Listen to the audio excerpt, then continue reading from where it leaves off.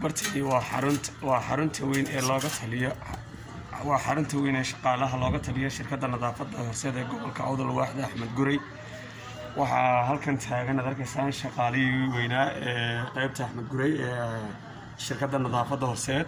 oo aad arkaysaan oo dresska quruxda badan ku labisan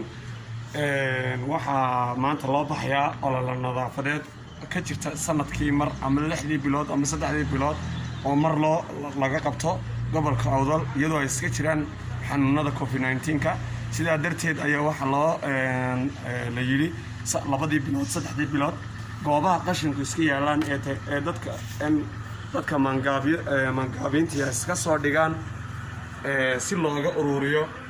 ay dad wax iska jira mangaaba oo saranaya qashinka guriga ka fogey guri kalena u fogey هيا بسم الله الرحمن الرحيم محمد حسن حسين بسم الله الرحمن الرحيم السلام عليكم maanta waxaan u baahanaa iyadoo sabtiya oo la afeed baan qaadaynaa shaqaalihii saaxiibadina waa kuwa diyaar ba wadnahay anagoo joogna xafiiska marka waxaan diyaarinaynaa si aan uga qayb geli lahayn ololaha nadaafadda ee laga hortagayo xanuunka COVID-19 السلام عليكم